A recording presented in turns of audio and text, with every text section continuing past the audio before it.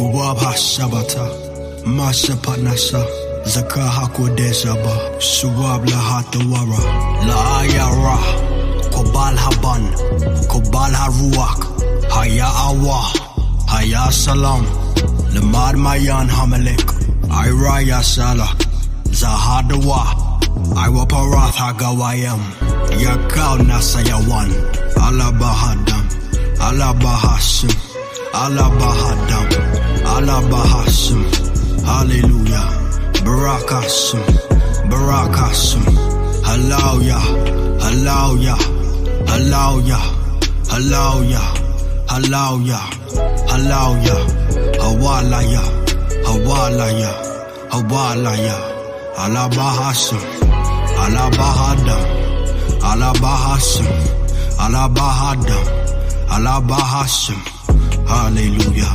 Lekwazasapa, Kobal Haruak, Kobal Haruak, Kobal Haruak, Kobal Haruak, Hallelujah. Babylon is falling, no more time for us to leave. They can't shake my faith, Abba got his hands on me.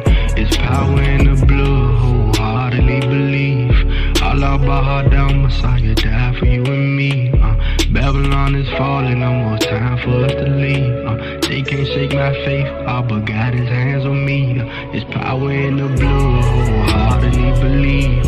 Allah Bahadam, Messiah died for you and me. Babylon is falling, no more time for us to leave.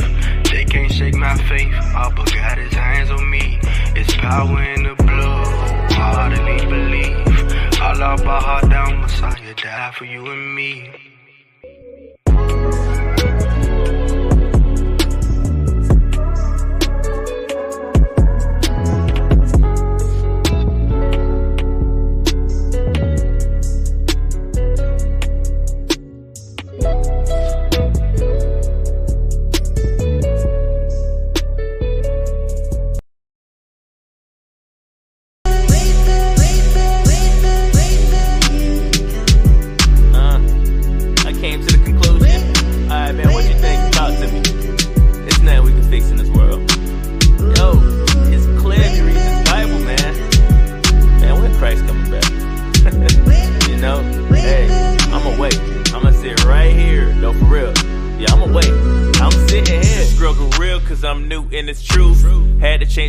And the things that I do, the world start tripping when you start wearing fringes. Your friends go missing and your fam won't listen. They say that I changed cause I'm doing things different. Instead of following the pastor, prefer to follow scriptures.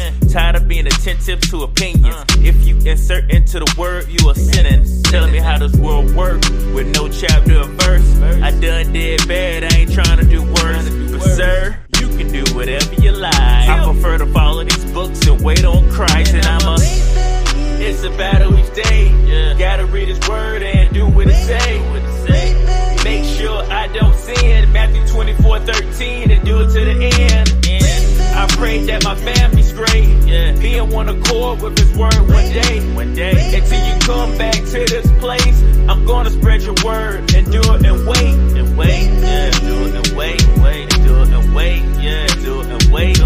Do it and wait. Do it and wait. Do it and wait. Do it and wait. Yeah. And I ain't doing things my way. I'ma wait like a line on Black Friday, or like a cashier when it's closing time, or like the last day in the voting line. Technology's so advanced, but we so behind. Closed off to people with an open mind. I can read red letter and they say I'm lying. I know it's bad, but at times I get tired of trying. I've been trying to force them to see. In reality, just the past year they was me. But the best way to help them understand it, seeing my actions, following these commandments. 6, 1, 3, it's a battle each day. Gotta read his word and do what it say. Make sure I don't sin. Matthew 24:13 and do it to the end. I pray that my family's great. Be in one accord with his word one day. Until you come back to this place, I'm gonna spread your word and do it and wait. Do it and wait. Do it and wait. Do it and wait. Do it and wait. Do it and wait. Do it and wait. Do it and wait. Do it and wait. Do it and wait.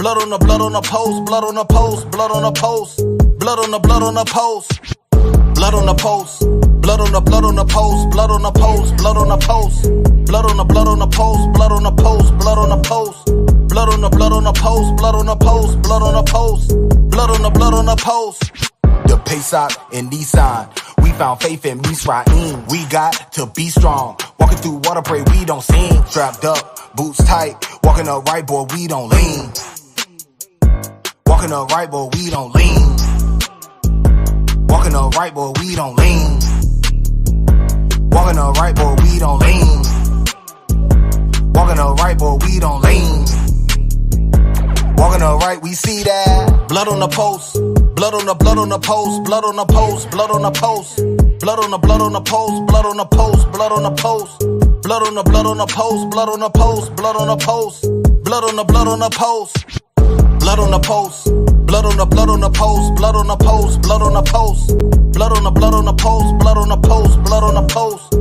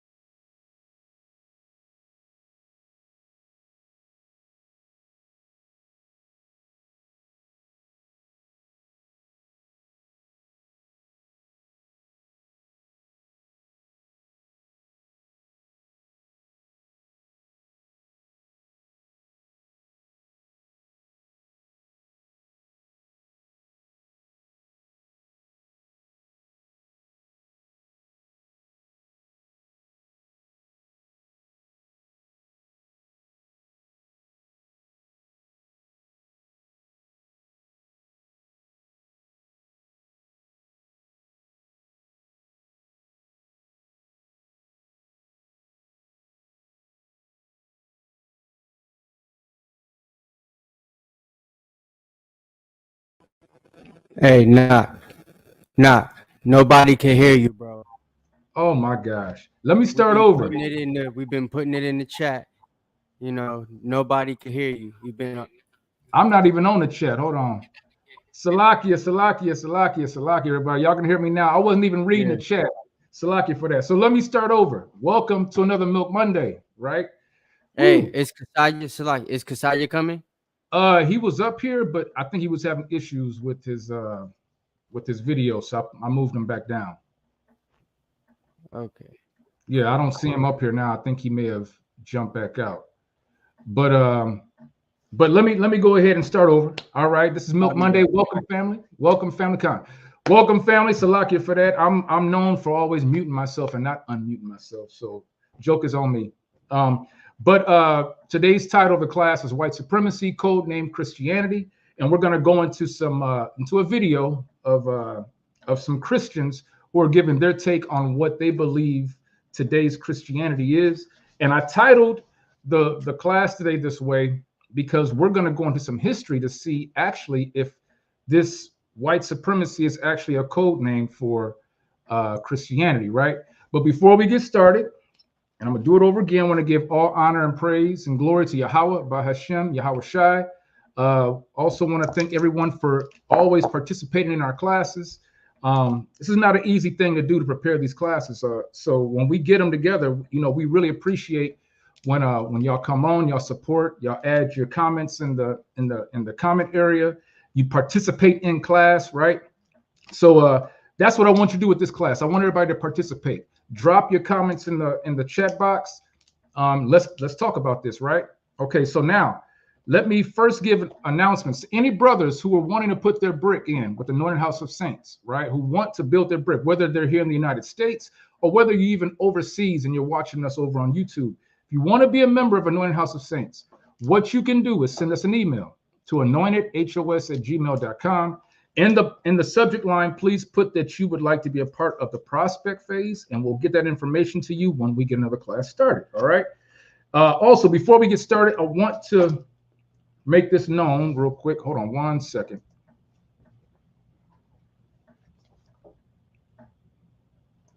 Want to make this known.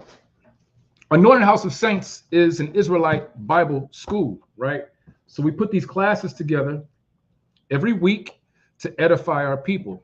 That means that we take a lot of time out of our busy schedules to develop the research, to do the studying, to bring out the breakdowns for those who are wanting to get this information and want to utilize the scriptures to the best of their ability, right? So I stress that because when we come to class, or when we have class, you should have your Bible, right? You should have your Bibles, right? Or your Bible.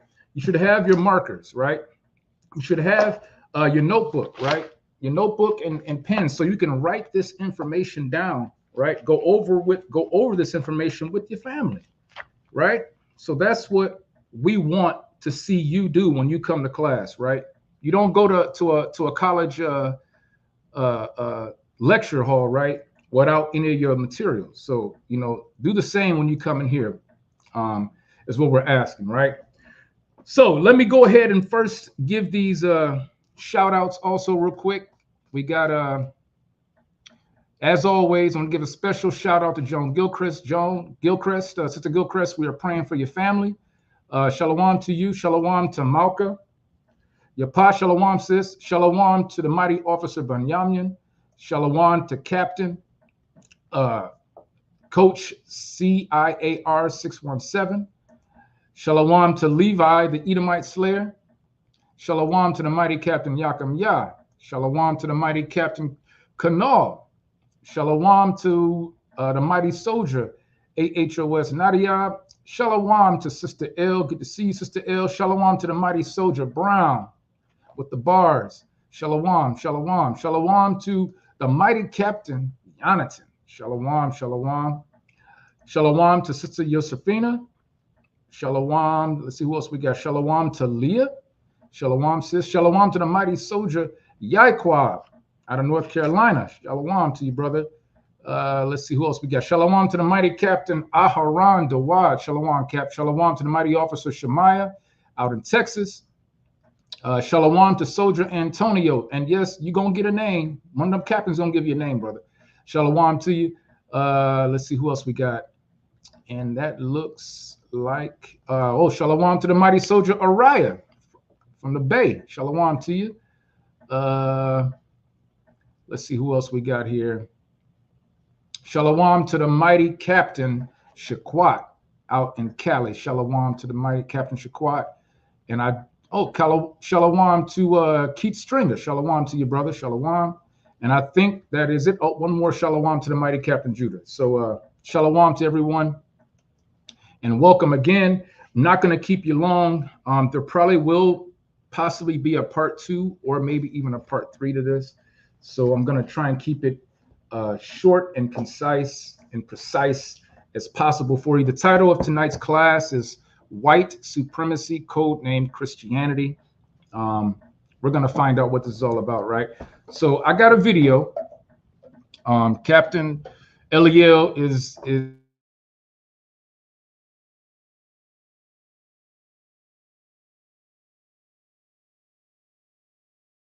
known 3 project videos.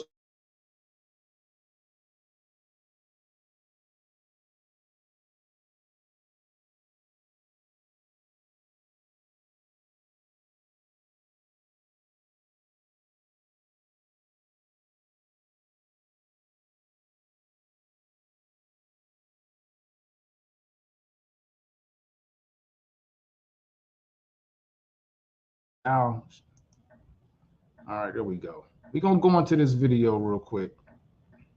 And I know that Captain Eliel had a lot to say about certain person on this video. He'll be back in a short second, but we're going to go ahead and start it. And like I said, family, I want y'all to put your comments in, add to the discussion, and we'll just go with the flow. We'll go with the spirit, right? Okay, so let's get this started. Let me change up, make it a little bigger. There we go. All right, the title of this is called "Is Christianity a White Man's Religion?" Let's go ahead and get started. Jude 3, if anyone is familiar with Jude 3, put a 1 in the chat. If anyone is familiar, and I'm not talking about by Captain bringing it out, but do you know anything about them? Have you watched their videos, like gone to their channel, subscribe? Put a 1 in the chat real quick, because these Jude 3 people, they claim to be Christian, but they also talk about the discussions dealing in the pains and struggles that Black people go through here in America, right? As it pertains to being Christians. So, hey, nah. Con. Check your connection, because you went out for a second. I don't know if everybody heard you. Yeah, I noticed that. I noticed that twice. I don't know. My connection's good. I'm all right, just making sure. Okay. Con. All right. So we're gonna go ahead and get this video started. Right, there we go. We went to this before. Oh, Captain Judah said you heard me. Okay, so let's go ahead and get this video started.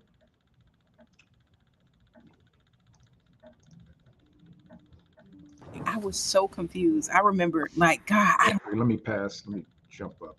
Right there. 23, renewed faith, moving from deconstruction to reconstruction. I challenge you to meet us in Washington, D.C., August 31st to September 2nd. Register today at Courageous. The itis right now, but that's okay. I'm gonna ask you the same question that Jesus asked his disciples at the Garden of Gethsemane. Can you tarry with me one more hour? One more hour. All right, but no, good to see everyone back here. You know, in 1915, on Thanksgiving of 1915, at Stone Mountain Park in Georgia, there was a rally held, and it was by a Methodist preacher. Let me repeat that: a Methodist preacher named William Joseph Simmons, and he inaugurated there were several iterations, but the modern day version of the Ku Klux Klan. And this Methodist preacher did that with a group of white men around him, a burning cross on one side, and a Bible open to Romans chapter 12 on the other. And I give you this example because this is just one example in the history of America of how this peculiar relationship of how white supremacy and Christianity have become intertwined. And so that's what we're doing. So the brother says that white supremacy and Christianity have become intertwined. I would challenge that in a sense, and I'm going to show you why here a little later. But I believe Christianity, which we know we don't find that word in the Bible, Christianity is not what we teach.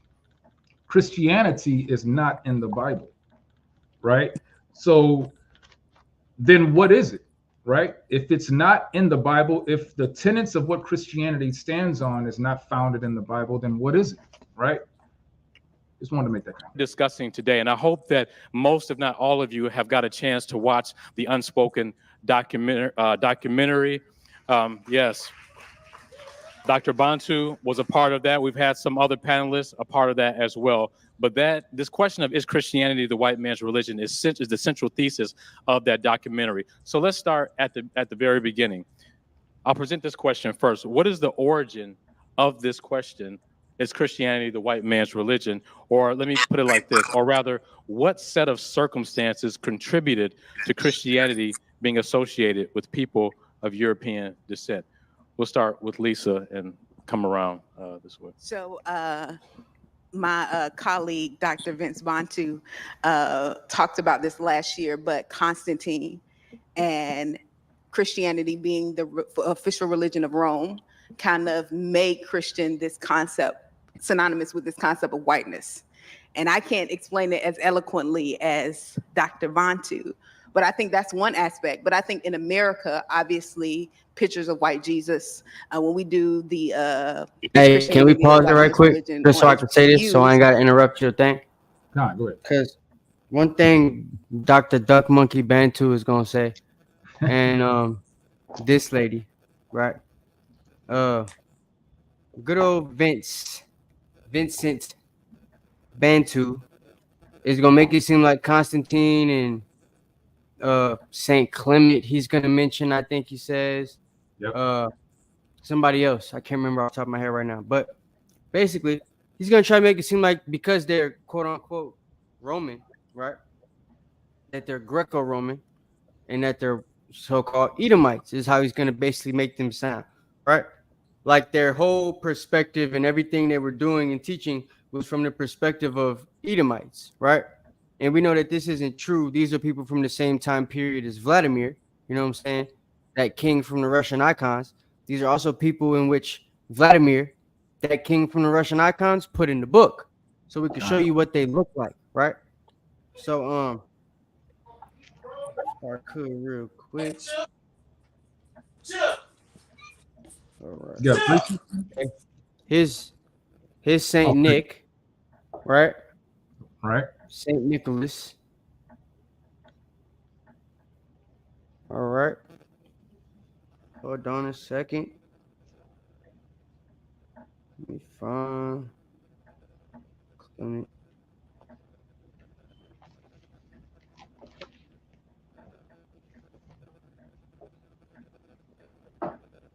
Yeah, I must not have Clement in my phone. I'll Google him and we'll show it to you in a second. But the other saints, Basil, what's the middle name? I always forget. Gregory and John, right?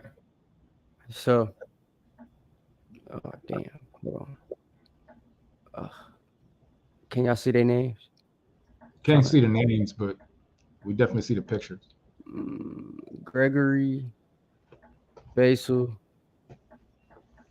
John. This was made in what year? Is that 1830, 1630?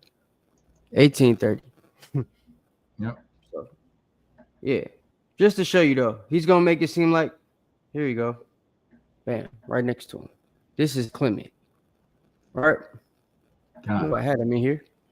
So there it is. I can see. Yeah, we can see it. So that's Clement, right? He's gonna make it seem like these guys, along with Constantine. Here, let me show you Constantine. Where you at, you big forehead ass? Here you go. This one's Googleable. I took a screenshot right off of Google with this one.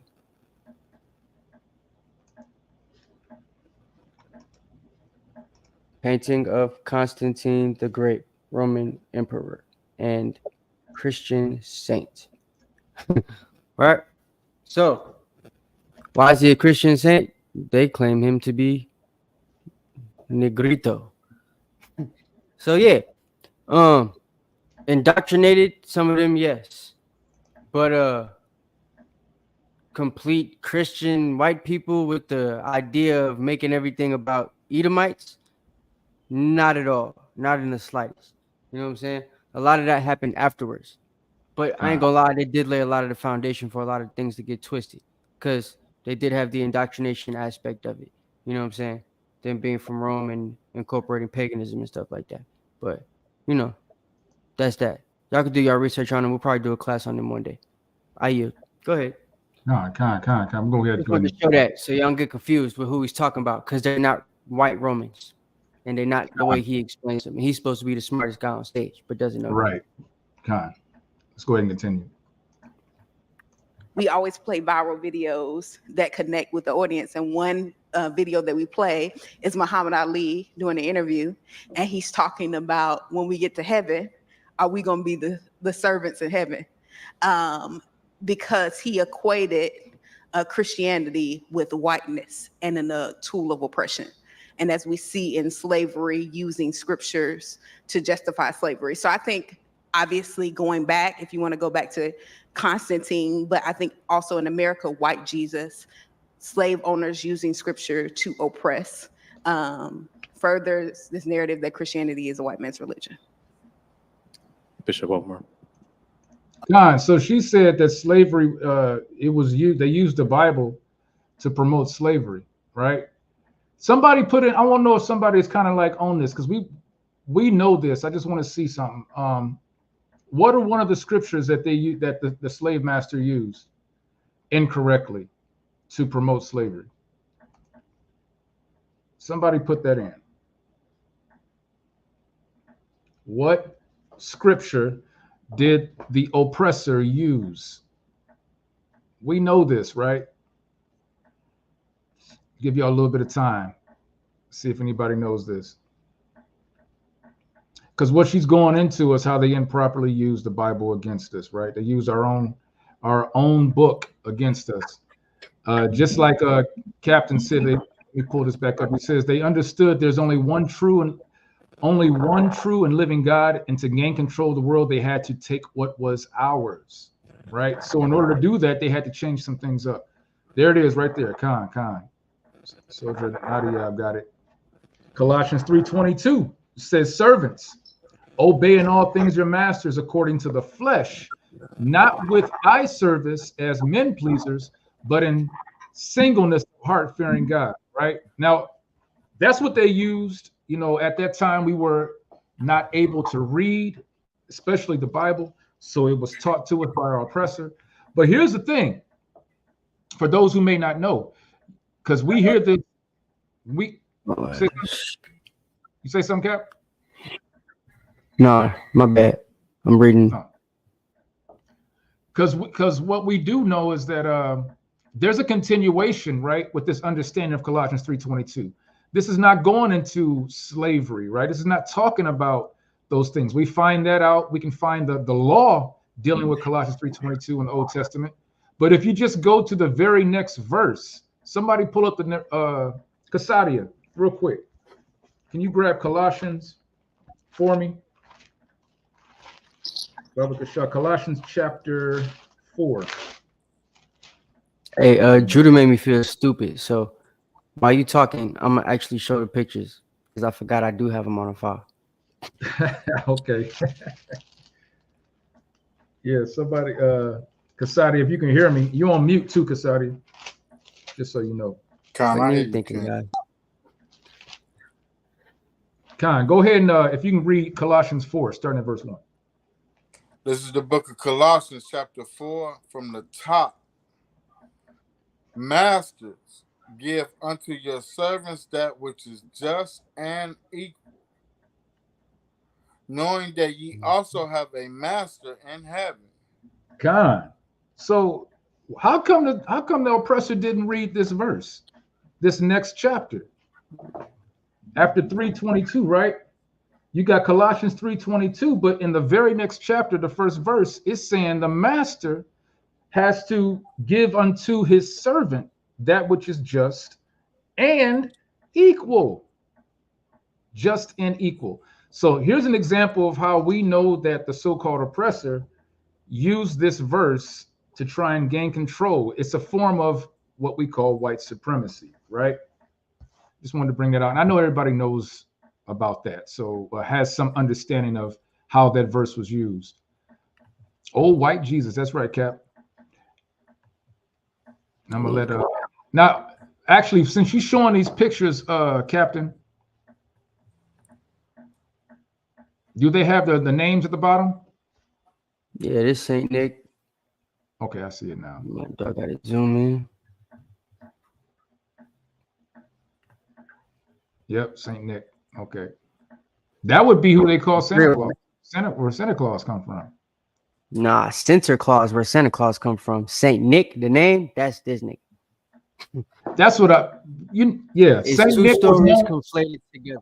There you go. Two Thank stories you. conflated together. It is. Thank you. But old Saint Nick, that song is about this guy. Ho Right. ho ho, who would know? Ho ho ho. That guy, this one right here. The one that jumped down the chimney with the big stomach, eat the cookies and Right. have sex with little boys. That's Santa Claus. Right. With the reindeer and the little leprechauns as the workers or whatever they is. Elves. That's what they is, right? Elves. Right. Yeah. Nah, it wasn't elves. They were slaves, and all of them wasn't my height. A lot of them were taller than that. So, yeah, but they just changed the story up. Y'all heard the story before. They just changed the story, right? But this who the name to make it a good story. When you look up Saint Nick, this is the good guy that they made the story based off of. You know what I'm saying? With the twist of the reindeers and the elves making the presents and stuff, because that's where Santa Claus is brought in. Who's actually an Edomite. Santa Claus is based off of Edomite. Right. Santa Claus is a mix of Santa Claus and Saint Nick. God. So, sandstone. That ain't what I'm looking for. My bad. There is Peter, but the name's not at the bottom, so I can't tell. But I believe that's who that's supposed to be. Good old Petey boy. There was one more picture. There it is. And that's Constantine. Okay. So, yeah, that's that. We can get to the video. God. Just to show you, because like I said, the reason I'm showing you these pictures is because Dr. Bantu, the smartest duck monkey in the African Christian community, he his whole stance in this video at least is going to be that because this video that they're talking in is called is Christianity the white man's religion, right? Yeah. So they're all going to be asking or answering these questions, right, on whether it's a white man's religion and these different topics. And so we're in a situation where man, they just made me lose my train of thought. Okay, so yeah. So we're basically gonna watch them answer all these questions, right? About these different things pertaining to whether it's the white man's religion or not. And what folks need to grasp is that the angle they're going to be coming from is it's the white man, well, him anyway, angle he's coming from is that it's the white man's religion basically because of it having to do with white Greco-Romans and stuff like that, right? Right. And that's not the case because the people he's going to mention specifically as to the reason why aren't white Greco-Romans. So that's why I wanted to bring that up to you, right? So that you guys know the angle they be coming from to even try to figure out that history is wrong, which is why they can't tell it correctly. You know what I'm saying? But that's that on that. God. I want to get that Captain put up. Actually, he got one of my precepts. I guess I can bring it out now because this is going to what you're talking about right now, because the white man is into replacement theology, right? That's his calling card. Iconography is another one of his calling cards. And let's go ahead and get that precept. I think I saw it earlier. Who was it? Cap. I don't know if it was the other one. Yeah. Pull up Wisdom of Solomon, chapter 14, and start at verse 15. Baba Gashad. No, matter of fact, no. Before that, give me First Maccabees. First Maccabees, chapter 3. And make sure he unmutes himself because he's on mute. And you're on mute, Kasadi. First Maccabees chapter 3, verse 48.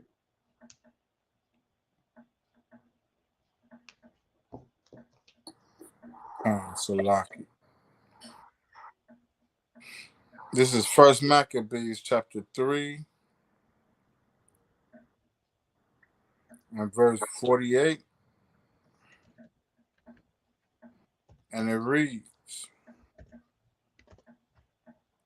and laid open the book of the law, wherein the heathen has sought to paint the likeness of their images. God. So this is just showing an example, right? What Captain Eliel was trying to show is that even though Dr. Bantu was given information of truthful names, he's looking at it from a white lens, when actually these brothers were melanated men. But we know that the invention, I should say, or the creation of Christianity had to come with the changing of the images in the Bible, right? And we just read that in First Maccabees. Let's go ahead and continue with the video. And I think let's just continue. Let me go. I think let me come at it another way. He who tells the story owns the story. So I think let's start at who owned and who told the story.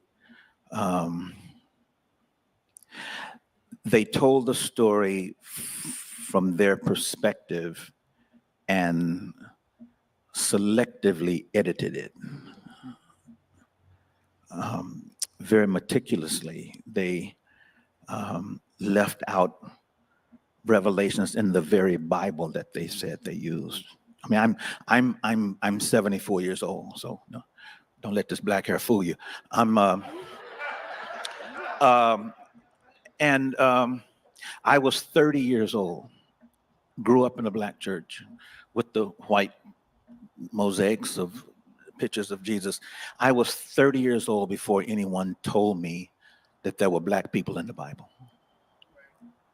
And I had always sat under not only black preachers, but black educated preachers who never told me because they passed on the story as they had heard it. And frighteningly so, many of them had even gone to schools of color. And so they modeled for us what to put in and what to leave out. So in the sense of them telling the story, I think they did own it. You know, how can you go? A couple of years ago, my wife and I went to Fiji, to a mountain village, 230 some people, down a river, up in the mountains. They lived in the mountains, the whole village. And they came down to meet us, and they escort us back to the top of this hill. We go to this village, and 200 some people. In the middle of the village was a church. And when you walk into that church, the first thing you see in this village of chocolate people was a vanilla Jesus. Because he who tells the story owns the story. That's powerful. Thank you, sir. Dr. Hey, so what this pastor is saying, I believe he's a pastor. He's a Christian pastor. But you know what shocks me is that a lot of these leaders in the Christian church, black leaders in the Christian church, they can identify with the issues of of all the problems that Christianity has, but they haven't figured out what the actual issue is. And that's the crazy thing. Now you'll hear some more comments on this panel from some of the other people, and actually they all have good points. The pastor here had good points. He said that when he didn't find out that Jesus was white till he was in his 30s, right? He's now 74 years old. I didn't find out that Jesus was white until, I was still a young boy, but I kind of figured it out on my own. But every image and every depiction that I've seen of Yahushua always looked like the white man, even up until today. You put Jesus Christ in Google and it's going to pull up a white man, right? We all know that, right? Let's go ahead and continue. Waters. Sure. First, I want to thank you for the privilege of being here and engaging in this dialogue. I know Dr. Antipas Harris has a book of this title and has done research here, but I also found very helpful an article in the Gospel Coalition by Claude Otko, where he answers a question by addressing three primary reasons why Christianity can be perceived or is perceived by some as a white person's religion. One is the history of oppression present in the religion. The second is the whitewashing of Jesus. And the third is what he calls apathy in the church towards racial justice. To your point, I brought some things I would like to share very briefly. I collect artifacts from our nation's history, and you summarize it well. It was in November of 1915 where William Joseph Simmons climbed atop Stone Mountain, Georgia, with those men and built an altar right? And said he heard the angels of heaven rejoicing as they built that altar to erect the second generation of the Ku Klux Klan. This is an authentic Ku Klux Klan hood from that second rise. But when you investigate their wares, this is the robe. What do you see prominently displayed? The cross. It's central. Now, interestingly enough, that red drop of blood in the middle of the cross is not the blood of Jesus, but it's the blood of the white man, and the blood that they perceive that they have shed in order to create this nation. That's just one aspect. I just got back from Charleston, South Carolina. I'm an Emerson Collective Fellow, and I'm researching a gentleman by the name of W.W. Wilbur, who was a slave seller in Charleston, South Carolina. For those who don't know, Charleston, South Carolina, as a port, was responsible for 40 to 50% of all Black people entering this country in chains. These are the literal chains. You saw them featured in the documentary that appeared beforehand. These are the literal chains of W.W. Wilbur. If you read them, it says W.W. Wilbur, slave seller on one side, 1806. On the other side, it says strong, healthy African Negroes. Lot number 32. The reason this is important is because in 1845, W.W. Wilbur is a part of a conversation with slave sellers from across the state of South Carolina in terms of how they would use Christianity amongst the enslaved. They're establishing the rules of order for what is appropriate in teaching slaves about Jesus. And in those minutes, they make it very clear that you should not say anything or allow any reading that will inspire liberation. As a matter of fact, a white person must be present to prove all that is shared in that space. One final thing I want to share with you here, because I think this is important. This is an authentic lynching postcard. If you look on the face of this, you see the depiction of a Black man hanging by his neck. These were popularized during the 20th century. Mass-produced images of Black death. The importance of this postcard is when we know when did most public lynchings happen. Most public lynchings happen on Sunday. So white worshipers left worship to kill Black people. Matter of fact, there's a film called The Same, came out in 2019, and they asked a gentleman from the South in that film if he knows of any of his white neighbors who still have the body parts of lynching victims preserved in their homes. It's in 2019. And he refuses to answer the question as to not. Now, I got a question for everybody. Everything that this brother brought out, and he even brought out props, right? He had the hooded. Hey, and I got some precepts when you finish. Con. And he also brought out the chains, and he brought out the postcard, right?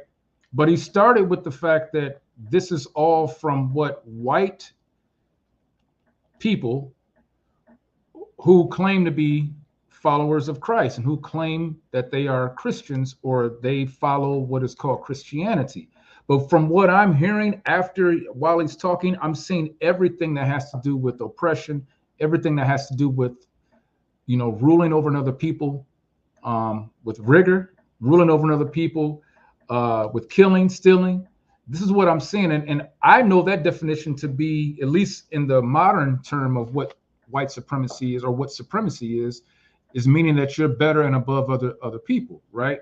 So I find that interesting. He's talking about how this is Christianity, but at the same time, he's pulling out the chains, he's pulling out the hood, and he's showing how the so-called oppressor, the so-called white man, used Christianity to enslave and to oppress us up until this day. Go ahead, Cap. You have precept. And Kasada, if you got any, bring some out if you got any. Go ahead, Cap. Yeah, so like the brother was talking about how they got the postcards and everything, right? So he said specifically that there were these white Christians, followers of Christ, right, who would go out on Sunday, which is their worship day, right? That's supposedly their Sabbath, even to this day. They would go to church in the morning, and then in the afternoon have a picnic. Yep.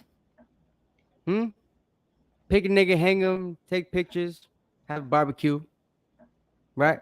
And he basically just showed you the aftermath of that incident, which is the postcard, right? Yep. Where they started documenting these events. And he said specifically, the reason he looks at the postcards and the reason they're important, the reason he teaches about them is to know the dates that most of these postcards were made and were sent out. And the date, when you go back and track it, it's usually a Sunday, meaning they were killing us on Sunday. The same people that claim they go out to worship God on Sunday, they go to church. He was saying would go to church to worship God in the same day right after leaving church. You know how now they go to Golden Corral? Huh. All the crap go to Golden Corral. When Ryan's was around, they go to Ryan's after church, right? All the buffets, whatever the buffet is in your city, the white folks gonna be there in their ugly suits and baggy ties and dress clothes and stuff, right? They old Hattie Mae hats and stuff like that, right?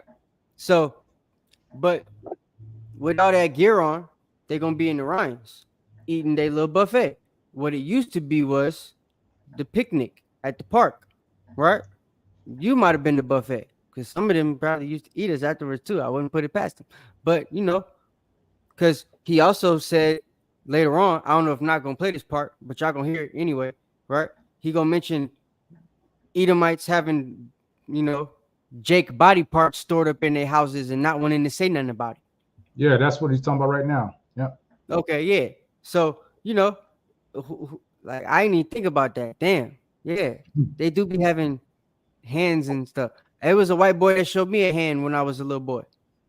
It was a white hand, but I'm not, he got a white hand in his jar. I'm not surprised what else he got in there. You know what I'm saying? In his house. So, yeah, I just wanted to say that. But precept, Lamentations chapter 4, verse 16. Somebody can read it for you. We can read it for you, Cap. Oh, I mean, you teaching. Casada, you able to? Yeah, go ahead. Casada, get it for you. Man, I'll get it. He got precepts. Go ahead. The anger of the Lord hath divided them. He will no more regard them. They respect not the persons of the priest. They favored not the elders, right? So they don't respect us at all. Not even our preachers, because they was getting hung, right? Yep.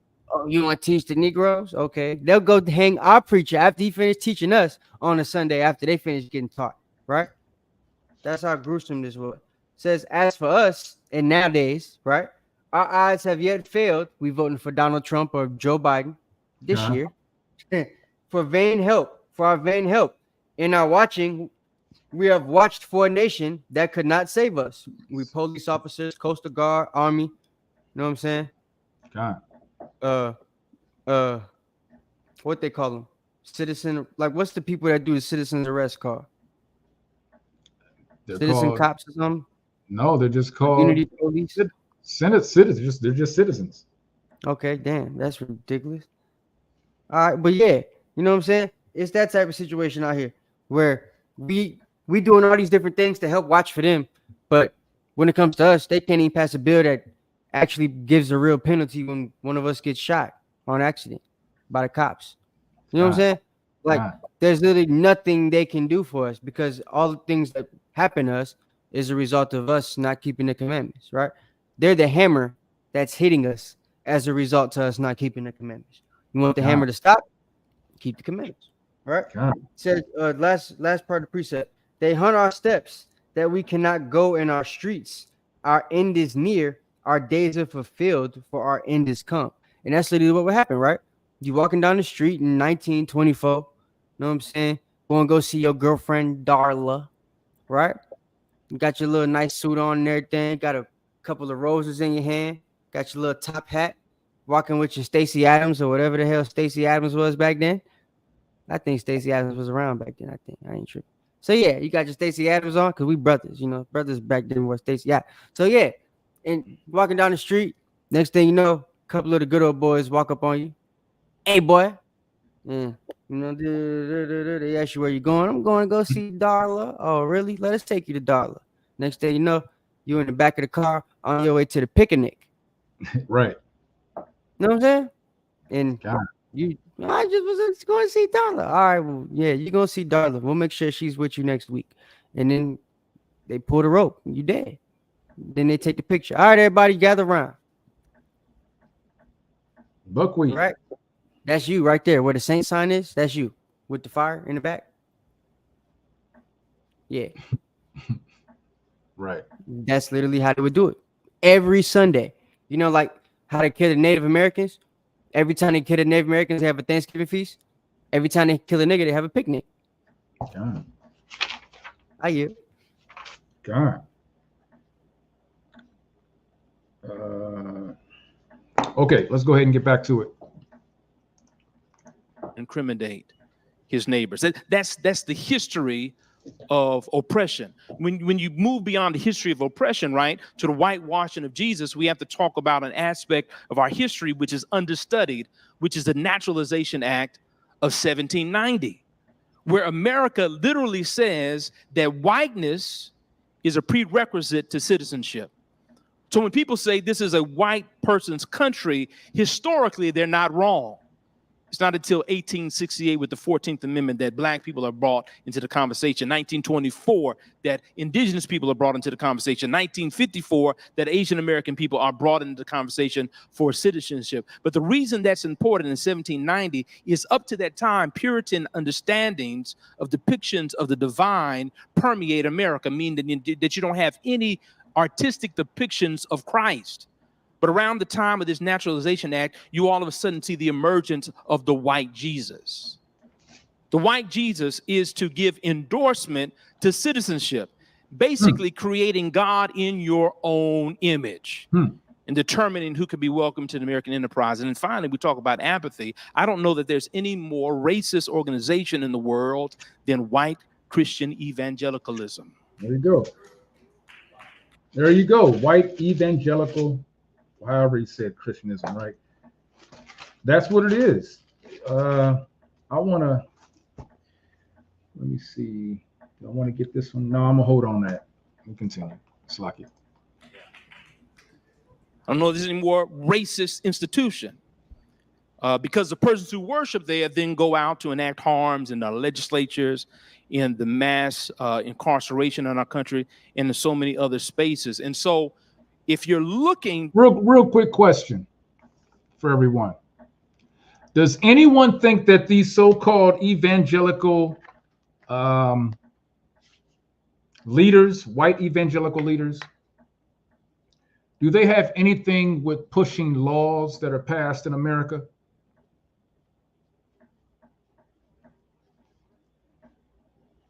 Put a 1 for a yes, 2 for no, or just put your comment.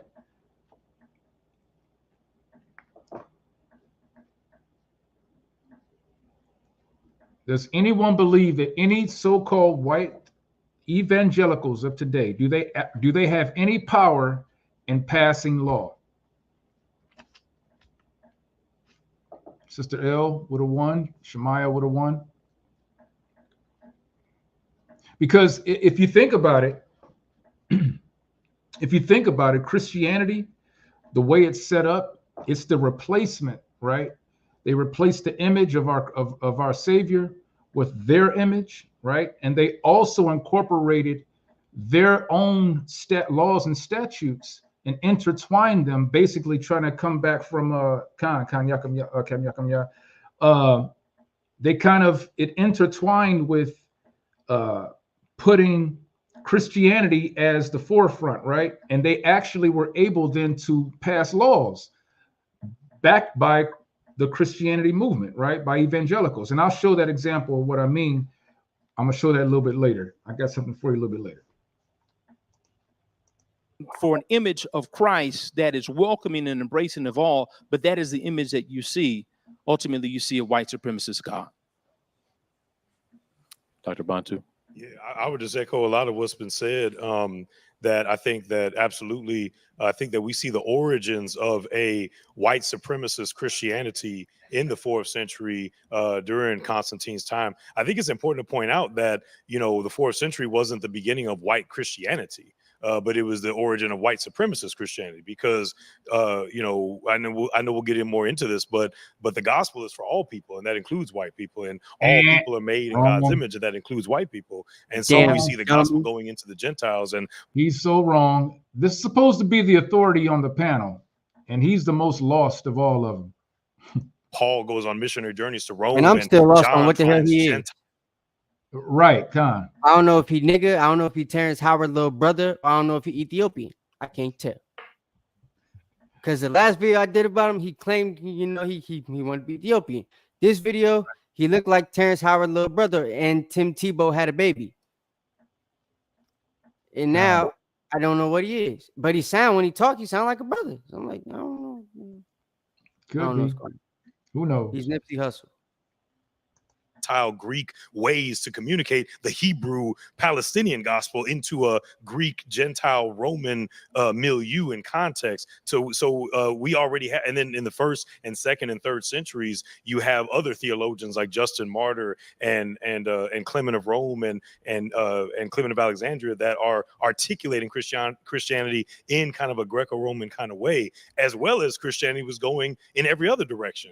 There were just as many Christians in the Persian Empire. Already in the first few centuries. In fact, in the second and third century, it was actually in the, you know, kind of the foundation of what would later be known as the white world or the Western world, the Roman Empire. That was actually the most hostile place for Christians to be. And actually in places like Iran and Iraq and Pakistan that we call today, that was actually places where Christians were thriving. And in India, Christians were going on the Nile Valley. In Ethiopia and Nubia and Egypt, Christians were everywhere, of every color, and they were all over the place, and they weren't Actually, I'm going to fast forward him a little bit because a lot of what he said. He's just going to talk a bunch of crap and mix in a bunch of big words and different geographical locations to make it sound like he know what he's talking about, but he really don't know a damn thing.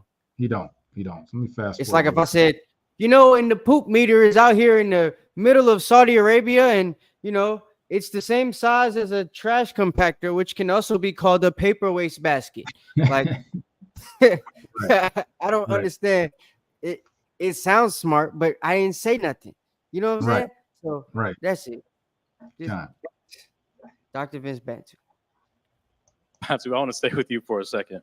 You know, you talked a lot about, you gave a lot of great information about the context, the greater context, historical and all that. Why is this question of is Christianity the white man's religion always posed? Why is it always associated with Christianity? I mean, we have all these other religions, right? Islam, we have the Eastern religions, Hinduism and Buddhism and Judaism and you know, all these other religions. Why don't we say is Christianity, or is Islam the white man's religion? Is Buddhism the white man's religion? Why is it uniquely always associated with Christianity? We'll go around. Yeah, I think that it has to do with the fact that it was primarily white people who decided to pick Christianity as their puppet religion that they would use to really mask their own political and colonial goals. Let's hey Casadia, get me because this actually just made me think of something. Get me Isaiah chapter 14. I'm gonna bring a this good up. question, Yakum. I'd be saying the same thing. What was the question he asked? He said, why don't they ever have a Bible in their hand? Never. So-called biblical experts. Right. They never have a Bible in their hand. Ever. Give me the book of Isaiah chapter 14 and start at verse 12. I want to make a point here of what of something here. Something that he said about them using Christianity as a puppet, right? And I think that it was Captain Canal that put it in the chat earlier about in order to control a people, you have to become who they are or something like that, right? But didn't the wicked say something like that? Wasn't that mentioned in the scriptures? Isaiah 14, start at verse 12. We know this verse. This is Isaiah 14 and 12. How art thou fallen from heaven, O Lucifer, son of the morning? How art thou cut down to the ground, which didst weaken the nations? For thou hast said in thine heart, I will ascend into heaven. I will exalt my throne above the stars of God. I will sit also upon the mount of the congregation in the sides of the north. I will ascend above the heights of the clouds. I will be like the Most High. Con. Verse 13 says that for he said in his heart, he will ascend into heaven, right? The white man or the Edomite, this was his plan all along, right? Was to exalt himself above the stars, above the children of Israel, right? And to actually call himself or be like the Most High. This is what we see in Christianity today. This is what they've been doing. This is what they've been trying to attempt to do. But we know, as the scripture continues, we know that the Most High is going to bring them down the hill, right? We understand that. But I just wanted to show that the process or the timetable that we're in right now flows right with the scriptures, right? Can I let me back up that real quick? Go ahead, Cap. So like you said, right? Just to give a quick example, you know how America runs around and they got the sword and they got the embassies everywhere, right? God. So when Satan said he wants to, basically put himself in heaven and be like God, the Most High said we are gods, and that comes with a certain type of power. He also said that he wants to raise himself up above the stars and not let you know that the stars are the Israelites. Sirach talks a lot about that, right? So, and wisdom of Solomon. But something to understand about that, when he sets himself above the stars, what's a scripture that we always talk about that basically entails the position of the Israelites on the planet in regards to everybody else? Deuteronomy 7:6. Yeah. Right? So it talks about us being above all people on the face of the earth. When they put themselves above the stars, they become above all people on the face of the earth. And they've used their religion to do that. Hence why the religion is spread around the whole world, right? It's the Bible is the most printed book on the planet ever, and all this other stuff. It's not because anybody's reading it. It's because the white man's used it to push their doctrine and agenda, making themselves, above the stars. God. Let's go ahead and continue real quick. Actually, I'm going to skip ahead a little bit because I want to get to some history here. But we're going to skip ahead a little bit on some of this. Because to be honest, I don't like Dr. Bantu doesn't know what he's talking about. So we're going to pass him up. Miracles really can happen as equals, okay? And then that relationship dynamic shifts. And the Portuguese return. They return as... Oh, hold on. Let me go back because this is... this huge detriment to the spread of the gospel. That's powerful. Absolutely. Yes. Go back to Enlightenment period. Only detriment is is Benin Empire, modern day Nigeria, and you're looking at the port. What did you say, Cap? He said it's a huge detriment to the spread of the gospel. I said the only detriment is him. Right. Geez. They had a trade route between those two nations. They saw one another as equals, okay? And then that relationship dynamic shifts, and the Portuguese return. They return as enslavers to capture Black life and to place it in chains. Okay, so what he's talking about, he's going into some history about the time of the Portuguese. This was a time after the Moors were defeated, right? And they were basically had to be pushed out of the Iberian Peninsula, right? So he's saying what he's going into is the Portuguese had found some land in Africa, and they were actually somehow trading with the indigenous Africans. But something happened in between that time where now they were actually coming to enslave. Now he's making it seem as if they were enslaving all Africans, but that's not the history that I've found, particularly that I have with me.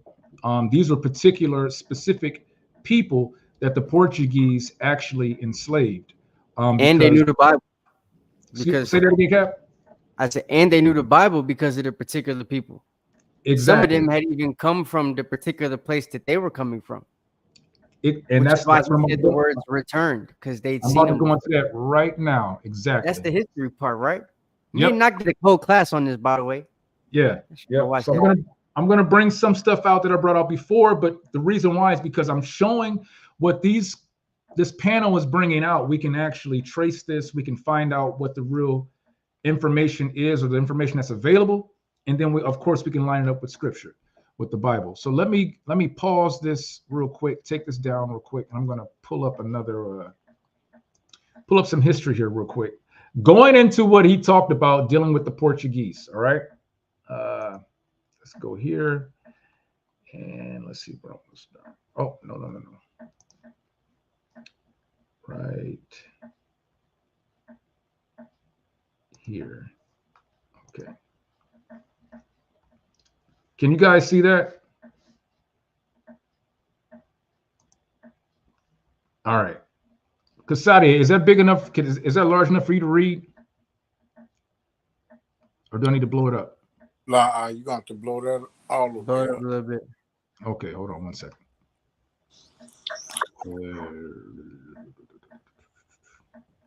What happened?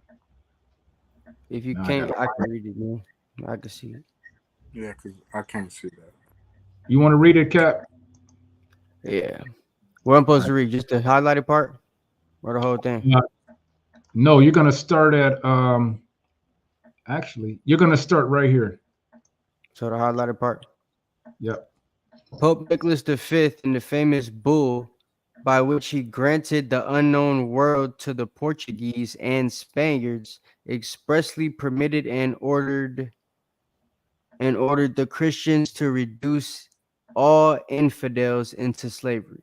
Okay, so this is going into a papal bull that was decreed by Nicholas V, who was the Pope at that time. And what he did is he actually gave the decree to the countries of Spain and Portugal to be able to go to what was called the unknown world, which would have, at that time would have been the Americas. And he said that he gave them permission to force or convert all so-called pagans and infidels into slavery, right? So what is this really saying? I mean, the way I read this, is this saying that Christianity, let me say it this way, the how can I say it? The Christianity, or the term of Christianity, or maybe the whatever's behind Christianity. This is what started the slave trade, the transatlantic slave trade, right? This is basically saying, it says the Christians, it said he sent the Christians to reduce all infidels into slavery, right? This happened in the 1400s, right? This is proving that Christianity actually started the transatlantic slave trade. I'm going to show you. I'm going to show you what I mean. Go ahead and keep reading, Cap. How come I can't find Captain? Can you hear me?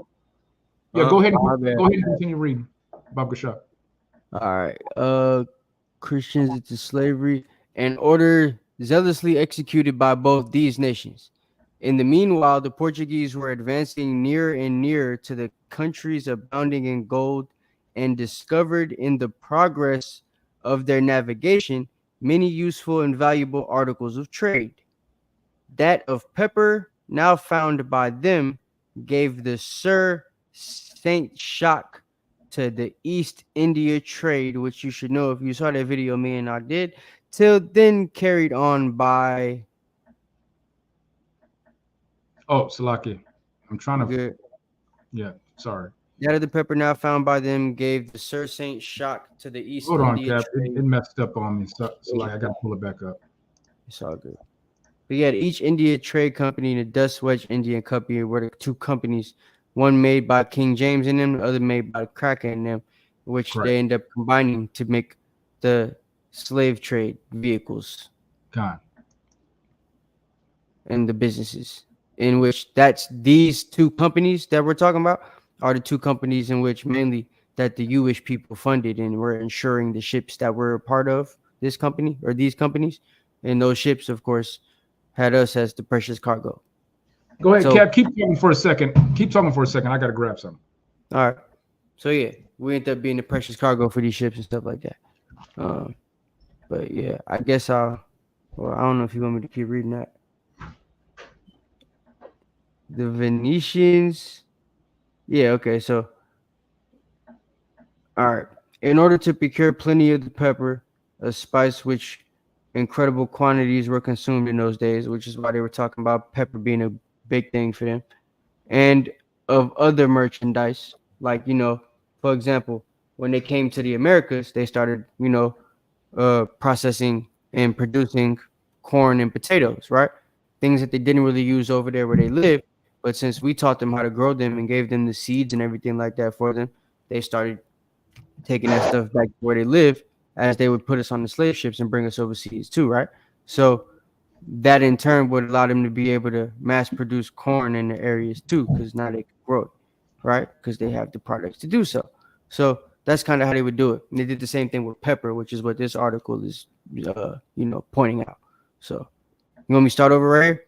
In Yeah, order to kind. procure plenty of pepper, in order to procure plenty of pepper, a spice of which incredible quantities were consumed in those ages, and of other merchandises, the Portuguese were obliged to cease kidnapping and hostilities, and to purchase slaves instead of carrying them off by force. So to, like, kind of commandeer them, which in this time, you also, when you do the history and stuff, you'll see that a lot of the slaves that were taken were young people. It's because they weren't able to, just kind of sway the old folks to come willingly. You know what I'm saying? Right. Can't tell the old folk, hey, I got a piece of, hey, you ever had a lollipop? Right. You know what I'm saying? Stick the lollipop in your face. You start chasing it like a monkey or something. God. So that's kind of them type of tactics, right? Give you things you never had, put the candy in the kid's face, ask them if you want to get in the car, take a ride, like that type of thing. Except it wasn't a car, it was a big old shit. Ooh, look at that. Yeah, you want to go hop on there and see what it's like? All right. And then they take off. You never see your parents again. So there's a lot of articles on that. But that's kind of what this is talking about. That's what purchase is explaining. Con, if you can go ahead and let me get back You to going? the Great hold on, changes. let me go back. What is this? I'm gonna I got the book. I'm gonna bring it out. Oh. That's what I had to go grab. I forgot to have the book. But good, yeah, if you can go ahead and read the highlighted part right here. Now, this part right here, real quick. This part right here, when I was talking about how Christianity is, according to this book, the transatlantic slave trade was actually carried on by Christians. And we know that that's the form of Christianity dealing with the Edomites. Go ahead, Captain, read it. Interesting. Professor Springer divides the history of the Negroese trade carried on by Christians into two principal periods. The Sir Saint. No, that sir would be an F. That S would be an F. So it's the first. Oh, word. This is old school. Yeah, I appreciate a little bit you. old school. I was trying to figure out what the hell they keep saying sir for. That's weird. I bet. All right. So the first from 1443 to 1645. They need to, first they ain't got to do it like that. They could have put the ST together with it. I understand. Yeah. That's weird. Okay. But yeah, the first from 1443 to 1645, and the second from 1645. What that say? It really means to the present times. Okay, so I'm still in that one. From 1645, Rio Telly present time. Rio Telly.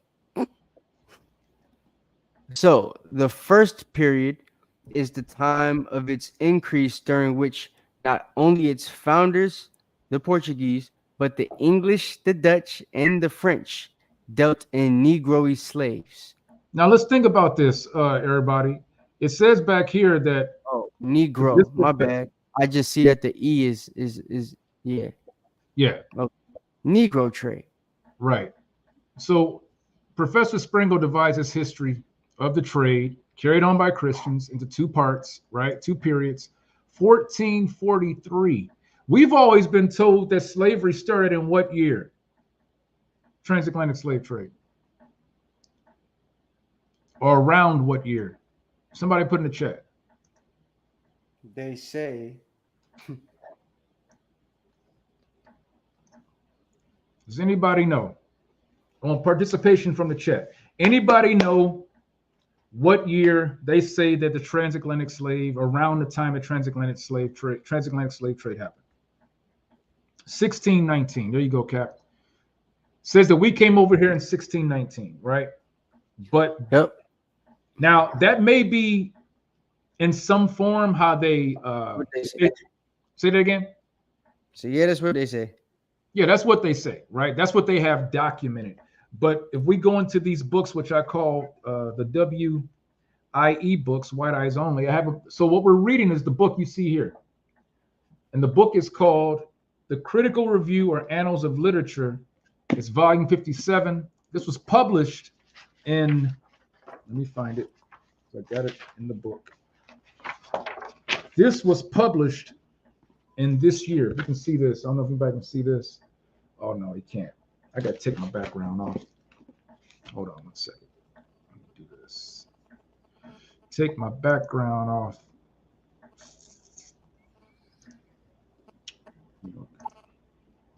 Okay. So I don't know if you guys can see this, right? Move it down. Move it down. Move. No. Yep. There you go. Move it over. There it is. 1783. 1783 is when this book was written. So it's talking about. It says the first period was 1443 to 1645, and the second from 1645 to the present times, which would have been 1783, right? But let's go ahead and continue with this. I think we read that. Captain, you got that part? The first, yeah. Go down. During the latter period, these four nations were obliged. I bet. During the latter period, these four nations were obliged to share that trade with those Swedes, the Danes, the Brandenburgers,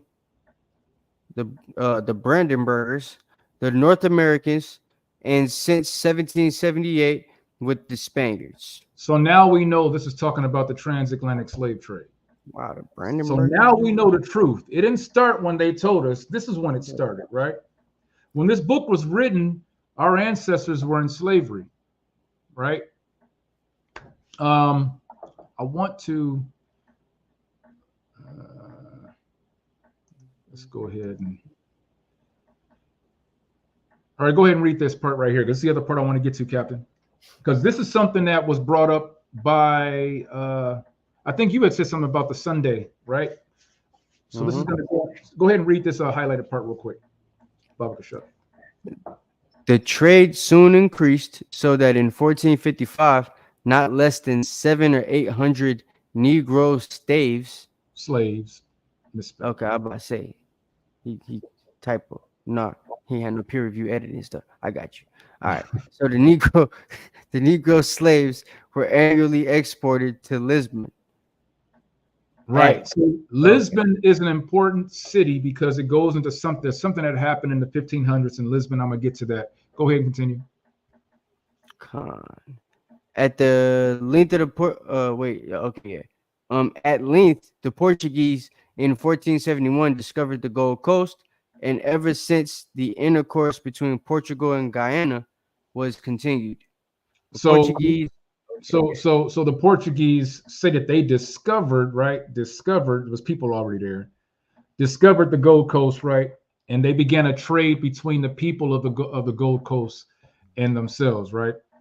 Continue, Cap. Salaki. The Portuguese endeavored to include other nations from Guyana, whilst the rest from European navigators were, in spite of papal bulls, that means they were Jewish, what? And all the reports industriously spread of the pretended dangers of the coast, striving to get a share of that profitable gold trade. Okay. Let me go ahead and start at the highlighted part of this because this is going to bring out some. I brought this out before, but I'm bringing this out for a reason. Go ahead, Cap. King John II in 1492, that's a year y'all should know, expelled all the Jews. Would be from the RT. Who did? Okay. Expelled all the Jews from the island of St. Thomas, which had been discovered in I'm sorry, 1471. that's not from, that's to Salakia. That's Jews All right, to the had island of St. Thomas. expelled. Yeah, that makes more sense. Okay, had expelled all the Jews to expelled them from Europe to the Virgin Island, St. Thomas, which is a Virgin Island, which No, had, Salakia, real quick. oh, not So that one, this St. Thomas that is talking about is the not real talking St. about, Thomas. yeah, it's not talking about the Virgin Island. This is talking Okay, about an island that is off island the over there. coast. Yeah, Yeah, Africa. it's an island that's off the coast of West Africa. Mm-hmm. It's actually pronounced as San Tome. Yeah, Saint Tome. Yeah. I know people from. They're gonna get mad that I just did that. Okay, my bad, guy. So, all right. So expelled them to the island of Saint Tome, which had been discovered in 1471, and the other Portuguese settlements on the continent of Africa, and from these banished Jews, the Black Portuguese, As they are called. as they are called. My nigga, come on now, bro. Yeah, now you know that was supposed to be an S. He did that on accident. Yeah, I have the actual book, so that's why I know what it actually says. So yeah, this man, I don't know what he was doing. This must be somebody that was he copy and pasted it. Yeah, something like that. Yeah. Okay. Now, but yeah, as they're called, and the Jews in long ago were despised. Despised, even, golly, brother, by the very Negroes are descended. Okay, so what this is saying is that King John II in 1492, which is a very interesting year, right? That's the year that Columbus supposedly sailed to the Americas, right? So it says that King John expelled all the Jews to the island of St. Thomas. Now let's understand what's going on here, right? Because this is during the time of what a lot of people don't realize was called the Portuguese Inquisition. Because we've always spoke about, and we've had classes talking about the Spanish Inquisition, but not so much about the Portuguese Inquisition, right? Because both of these countries, you have to remember, they were both ordered and given a papal bull to take the unknown world and make everyone there slaves, right? Through Christianity. Okay, so Columbus sails the seas in 1492.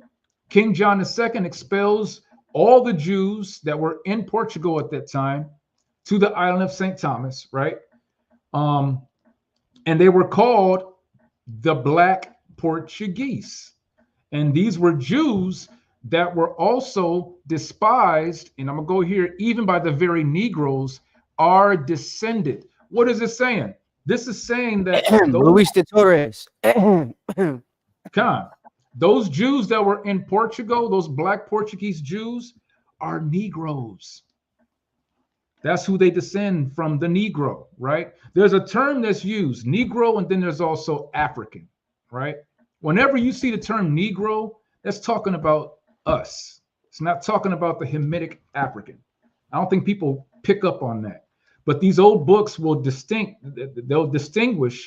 two different types of people, and they always distinguish our people as Negroes and the other Africans as either Muslims or Africans. Did you notice that? Did you know that, Cap? I'm gonna show you some Negro Africans from St. Tome. Like a Negro African. Oh, I can't even. They full of crap. All right, y'all can see that though, right? God. Y'all know what the people in the little Virgin out, yeah, in Carnival, yeah, right. Oh look, it's Jews. Ding ding ding ding ding. Yep. All white party. Yahweh ben Yahweh. But yeah, they look like us. That's all I wanted to show you.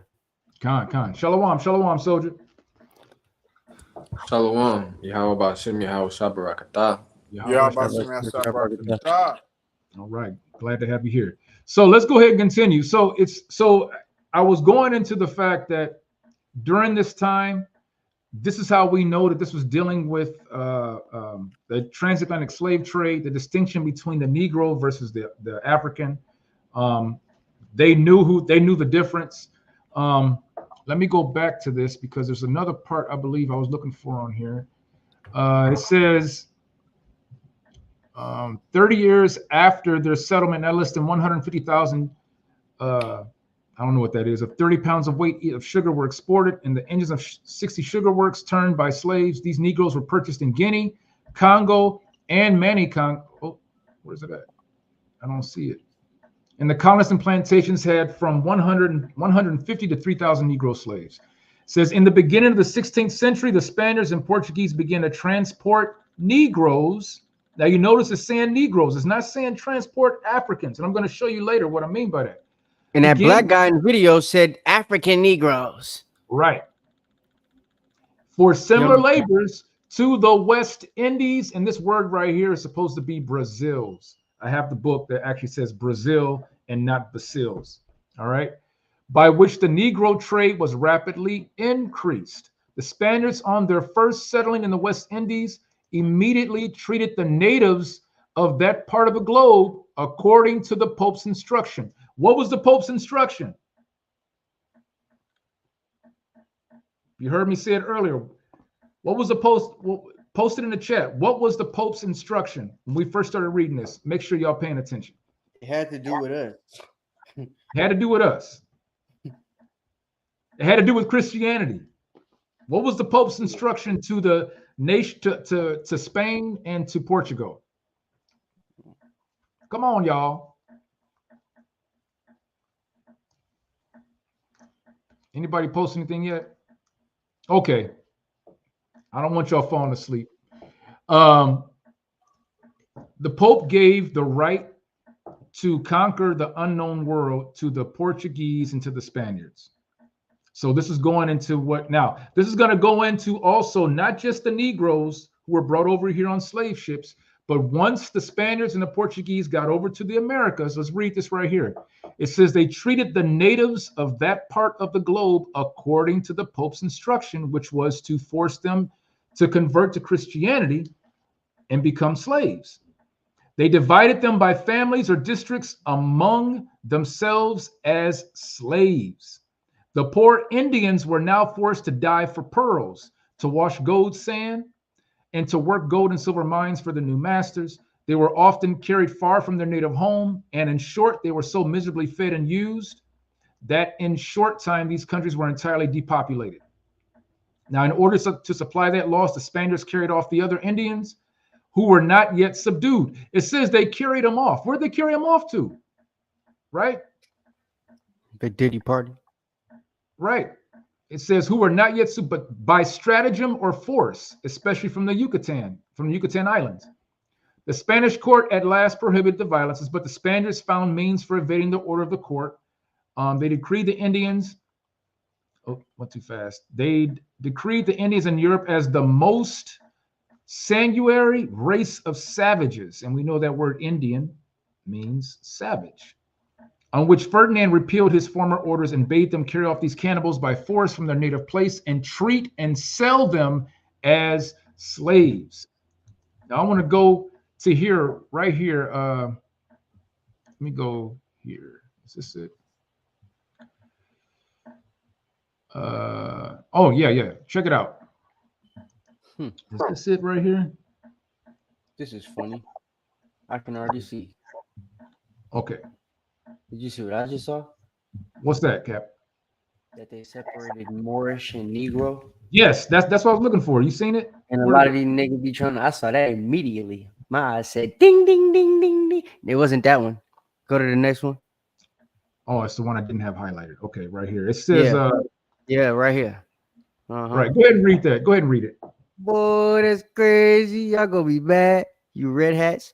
It said, where should I start? Okay. But our author shew that before that time, Moorish and even Negro slaves were sent to America. All right. Now, there's another part that talks about, let me see if I can find it. I don't think that's not what I was looking for. I thought I had it. You know what? I had it highlighted. Now I can't find it. But what is going to go into? It said that there was, I think it was this guy right here, La Casas. He was the one. Yeah, right here. Let's read right here. It says, yeah, here it is. Las Casas merits consisted in saving South America from an entire depopulation. What before him had been already done by private Spanish individuals, he procured to be done by a general royal order, or he proposed Negroes instead of the few Moorish slaves who had still then been sent to America. He also deserved well of the commerce of America by procuring by his remonstrances that the Negro slaves who before, like all of the necessaries, had been sent from Seville or other Spanish harbors, were to be directly transported from Guinea to the West Indies, and that, of course, America was more expeditiously, I don't know what that is, what the laborers wanted. It says the proposal was executed in 1517. The Court of Trade at Seville appointed 4,000 Negroes to be annually transported to the islands of Domingo, Puerto Rico, and Jamaica. And Charles V granted and you know about Charles, Cap. He the one that made that map. Right. Granted the He monopoly. didn't make it, but he you know, right, did the King James thing. Told them to make it. It says he granted the monopoly of the slave trade to his counselor and major something. But I just wanted to show, so I wanted to show this just because it goes into the initiation or the start or the creation of what the book is saying as the transatlantic slave trade, started by the Christians. So the title, White Supremacy, codename Christianity, now it's starting to make sense here a little bit, right? Started by the Christians on real Jews. That's a very good point, and that's the point I'm gonna go. Man, Cap, I'm going to that next point right now. Hey, the spirit I had to say it because it So said they expelled the Jews, the Portuguese, and then these same Portuguese going after them, and it said it seen them again later in 1619 without trying to tell you they was Jews. He just skipped past that without thinking you was gonna be able to piece the two together. You know what I'm saying? Yeah. Now, this part right here, I have brought this out a while back. There's a video on it. I didn't really go into detail with it, but I want to show something here. This is going into during the time of Spain, right? We had Spain and actually Portugal, the Inquisitions, right? And we're going to start right. I went by too fast. Where'd it go? It's going to start with new Christians right here, right? Gosh. And matter of fact, let me go. Yeah, here we go. Right here. This is where we're going to start. Right here, Captain. If you can read that, please. Now, let me give the backdrop here. This is during the same time period of the Spanish Inquisition flowing into the Portuguese Inquisition, right?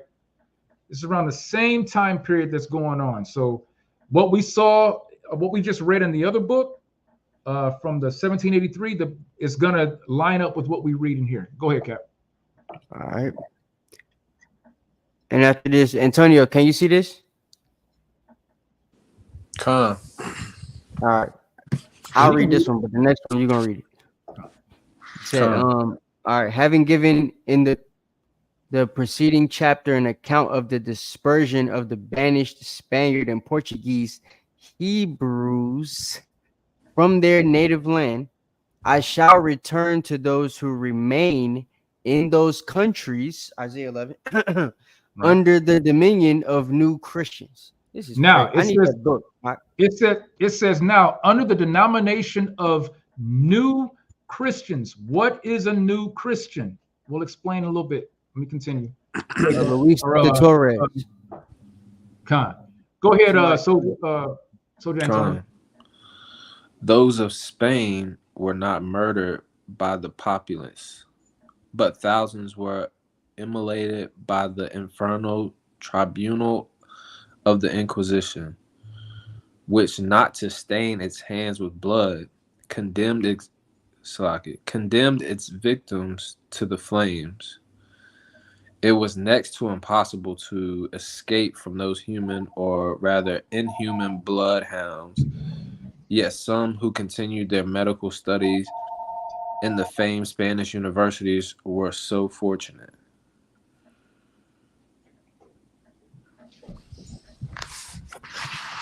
Gosh, Rocky, let me go ahead. Sorry.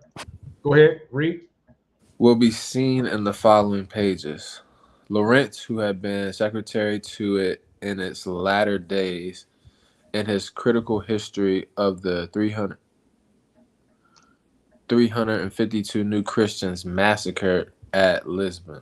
Okay, so this is someone's account of what happened in, I think it was 15. I can't remember the year now. It'll say it later on. But this is his account of what happened. It was called The New Christians Massacred at Lisbon, right? So we're going to go to the next page. Go ahead and read this. Now, hold on. Before you read this, Captain had brought up earlier about how the Edomite Christian, back during the time of the Jim Crow era, back during the time of the Ku Klux Klan was really popping off, that they would actually meet at the church, go to church on Sunday as their holy day, their Sabbath day, and then have a picnic afterwards to where there was going to be a killing, right? A burning or a hanging, right? So we're going to read this part right here, and then I'm going to break down what it's talking about. Go ahead, Soldier. In Portugal, that merciless tribunal had not yet been established, when upwards of 2,000 of the forced converts were murdered and plundered by the mob of Lisbon on Easter Sunday, the 19th April 1506. So right here is saying that upwards of 2,000 of the forced converts were murdered. So it's weird. You force someone to convert and then you murder them? That doesn't even make sense to me, but that's what they did. Continue to read. In the monastery of St. Domingo, there was a celebrated chapel called Jesus Chapel. On the altar was a crucifix having a bit of red glass to... Oh, Salaki. I don't know why I keep doing that. Hold on 1 second. There you go. Having a bit of red glass to represent the wound in the side. The monks, to delude the ignorant populace, caused a candle to cast its light through the glass, which they proclaimed to be a miracle. A new Christian who perceived the imposture and saw that the reflection of the light proceeded from the situation of the candle, incautiously made the remark, whereupon they dragged him by the hair from the church, killed him, and burnt his corpse. Read. While one monk was, what is that? Inveighing. While one monk was inveighing from the pulpit, 2 other Dominicans sallied forth with crucifixes in their hand, exclaiming, "Heresy, heresy," and offering 100 days indulgence to every Christian who should kill a Jew or anyone who conformed to Judaism. Okay, so notice now we know who these new Christians are, right? Because they said heresy, heresy, offering of days of indulgence to every Christian. This explains when it says that they murdered 2,000 forced converts, right? But now they're telling us who the converts were. It was Jews, right? But let's keep reading. And what is 100 days of indulgence? That's crazy. Yeah, that's crazy, isn't it? They soon collected a mob, which was increased by a number of Dutch and Danish sailors who landed from their vessels, then lying in the Tagus. They slew and mangled their victims, casting many while yet living into the fires, the Negroes, and the vilest rabble. Wait a minute. Hold up. It says what? Wait a minute. It says casting many while yet living into the fires, the what? The Negroes. Wait a minute, but didn't it say earlier that these are Jews? Didn't it say earlier that they were new Christians? Converted. But look, what it's saying is that these Jews, it's saying 3 things. It's saying that they were new Christians that were converted. It doesn't tell us until it shows that they were Jews that they were converting. But then now it says that they slew and mangled their victims, casting many while yet living into the fires, the Negroes. So all of these Jews in Portugal that were kicked out by John which was told in the other book, were Black Portuguese. This book also supports the fact that these so-called new Christians who they try to convert, they killed them, massacred them, and we also see that the book now calls them Jews and calls them Negroes, which further proves that Christianity, number one, is white supremacy, because it didn't start, the burning crosses and the hanging didn't start here in America. It started with the Inquisitions in Spain and Portugal.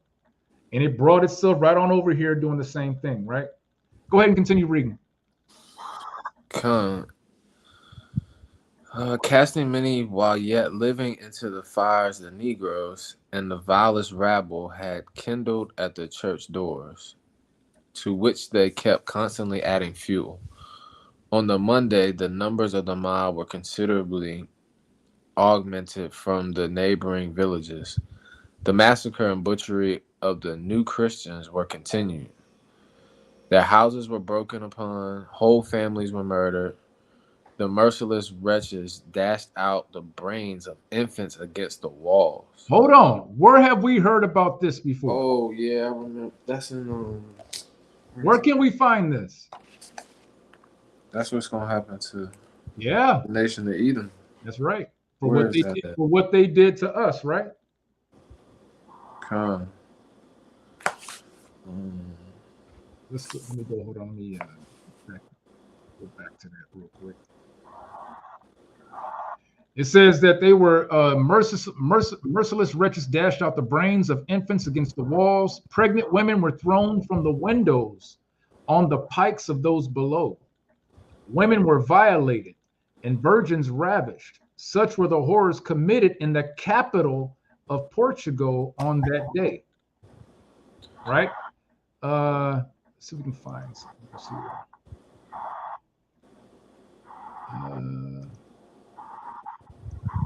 Fine. There's another part in here that I had. Find it real quick.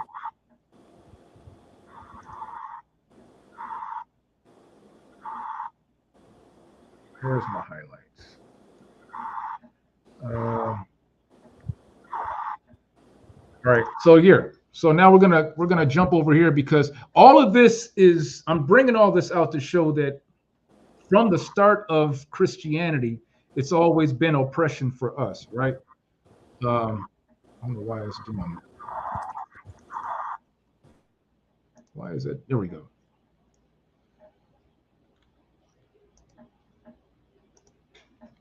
Okay, read this part right here, the highlighted where it starts right here. Can you see that? Right. He ordered all the sons of Jews under 14 years of age to be forcibly taken from their parents, that they might be instructed and initiated in the Christian faith. Now, this is going into how and what they did. This even goes into Deuteronomy 28, right? Matter of fact, bring that out. Deuteronomy 28 and 32. That's the book of Deuteronomy, chapter 28 and verse 32. Thy sons and thy daughters shall be given unto another people, and thine eyes shall look and fail with longing for them all day long, and there shall be no might in thine hand. So it says they were forced in the Christian faith. This could not be executed without causing the most affecting and heart-rending scenes. It was a horrid and wretched spectacle to see tender children torn from the arms and breasts of their distressed mothers, fathers who finally held them in their embrace, dragged about to force them from their arms. To hear the cries, sighs, groans, lamentations, and female shrieks that filled the air was dreadful. Some were so distracted they destroyed their children by casting them into the wells. Others, in fits of despair, made away with themselves. Right. So they were killing their own kids. They didn't want to go into slavery. Right. They didn't want them to be taken from them. Let's see if I can find that other part. Nope, that was all I had on that. So let me close that up. So now, matter of fact, Captain Yakamya just put in a precept. Can you pull that up? Psalms 137 and 9. Kind of like it. Because that's the one you were looking for, Soldier Antonio. This is Psalms 137 and verse number 9. Come on. Happy shall he be that taketh and dasheth thy little ones against the stone. God. And this is being said because this is what's going to be put back on those who did it to us, right? But we have the proof now. I mean, this is like what they did is said that they're going to get double, right? In return, they're going to get double for what they did, right? So that's going into just showing how we cannot just think that Christianity was something that was started here in America, that we didn't know anything about Christianity until we got to America. That's not true. We had slaves on those ships, right? Now think about this. There were slaves on those ships whose children had already been taken away and forced into Christianity. There were slaves on them ships who had converted to Christianity, but was secretly still holding on to their faith of the whatever tribe they were with. So we can't take that. We can't go with that belief that we only knew about Christianity once we came over here and the white man actually put it on us. No, we knew about Christianity because they did it over on the east side, right? And these books actually prove it and show it. Okay. Let somebody get me now. Here's the thing. Go ahead. So what's the title of the book again? The title of this book is called. Let me go back to it. And matter of fact, for the camp, I'll post these books in the chat. Let me get it real quick, so where did I put it? I gotta find it. I don't know where I put it. No worries. I just wanna when I write down that precept in Psalms 137 that Captain gave us, I want to be able to have like a literary reference that they can go look up and see that this happened as well. I'll get that to you. I'll get it to you. Yeah. But I wanted to. What was the next thing? Hold on. Let me look here. I wanted to show something real quick. I was gonna do this on another class, but I'm just gonna show it real quick because this class is titled White Supremacy, Codename Christianity, right? In white supremacy, there has to be what, right? Let's look up the word white supremacy. That's what we're gonna do real quick, right? You guys see that? Soldier? Salaki, what was that? Can you see that? No, that's just your screen. Oh, Salaki, I didn't bring it up. All right, here we go. Can you see that? And I got a precept too for the what we were just talking about. Go ahead and bring the precept out and then read this. It's a book of Lamentations, chapter 4 and verse 10. The hands of the pitiful woman have sodden their own children. They were their meat in the destruction of the daughter of my people. And this happened more than one time, right? This happened in Jerusalem, and this also happened when we left Jerusalem, because it's a part of of the curses that we had to go through, right? But go ahead and read these definitions here real quick, because we want to see what do they say. How do they define white supremacy? Let's see. All right, white supremacy. The belief that the white race is inherently superior to other races and that white people should have control over people of other races. Now, you know what read the second one too. The social, economic, and political systems that collectively enable white people to maintain power over people of other races. There you go. Right? Now, question.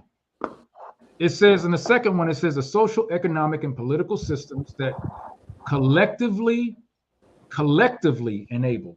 So that's social, the economic, that's the money, the political is the laws that they put in. The social would be, I mean, you can throw in the Christianity in there if you want. Yeah, it's for everybody. You see what I'm saying? So it's saying it right in the definition. They use Christianity as that's their code name for white supremacy, right? Salakia. Go ahead. You know, I had a question I was thinking about earlier, and I know that's the spirit moving, right? Because we always say what color was Christ, and I know that's a topic that I brought up at camp when we was all at Passover, right? God.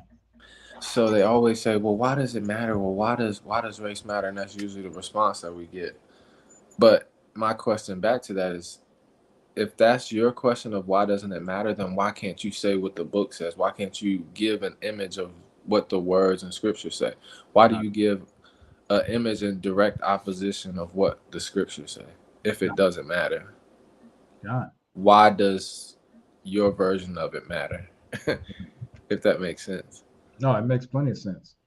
But I want to go into a little segment real quick, and I'm going to pretty much wrap the class up. But like I said, I'm going to come back with some more on another day, another Milk Monday lesson. I want to show something, because white supremacy is defined as a social, economic, and let me pull it back up again. Read it again for me real quick, Soldier. Con, you want both or just the second? Actually, you know what? The first one reminds me, the first definition reminds me of what the Most High said about the children of Israel. And I think Captain brought out Deuteronomy 7:6. That's cool. Right? Now, remember in Isaiah 14:12, what it said that he would try to be as the Most High, right? And sit above the stars of heaven, right? So this definition connects right to what the scriptures say, but it also shows that they tried to replace themselves. Like I said, they use replace theology. So they used our book to put themselves up, to conquer us, and to control us and keep power, just like it says that they would try to do in the scriptures. But from there, I want to go to... Did you want me to read the definition again? No, you're fine with that.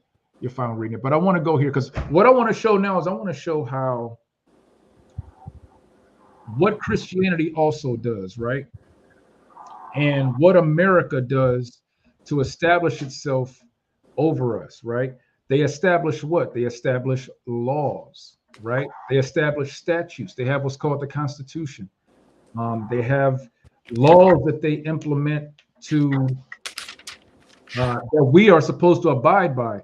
But not only that, this is the crafty counsel behind it.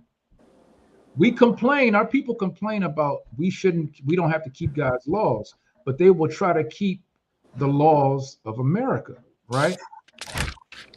But if you look at a certain segment of the laws in America, this is what you're going to find. Can you see this? Let me blow it up a little bit. Can you see that? It's the same definition. Here we go. There you go. Can you see that? Con. Now, what is this? This is a list, right? This is a list of holidays in America that have been established and written into law, into America's laws, right? And I find it interesting when I look over these, right? You have a lot of what the Most High told us not to do, right? It says the following are legal public holidays, or in other words, federal holidays, because they're signed into law in Washington. And it has New Year's Day, January 1st. Well, that's January, and if some of us may know, some of us may not know, that name is actually the name of a Greek god, or Roman or Greek god, by the name of Janus, right? Doesn't the scripture says, "Thou shalt have no other gods before me"? Doesn't the scripture say that we should not worship any idols or graven images, right?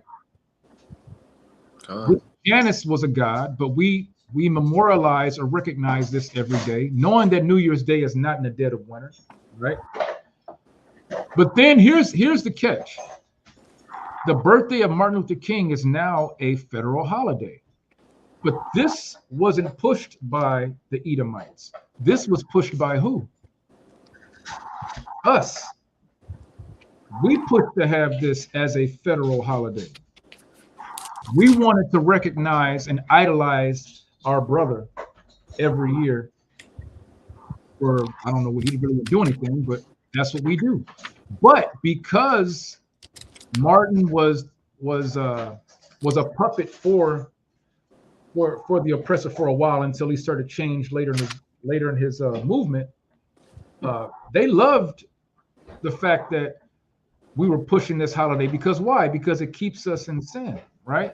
You got Washington's birthday, another president, another man, idolatry. Memorial Day, idolatry. Juneteenth, which is the newest holiday added as a federal holiday. Independence Day. Independence Day was something that was going on when our ancestors were slaves, right? Labor Day, Columbus Day, another idolatry. Veterans Day, idolatry. Thanksgiving Day, the Thanksgiving Day, the killing of our people, right? Christmas Day, idolatry. All of these holidays are listed in the laws of America. They're not just so. To be honest, just like we have holy days in our laws, right? The holy days that are in the laws, they have their holy days.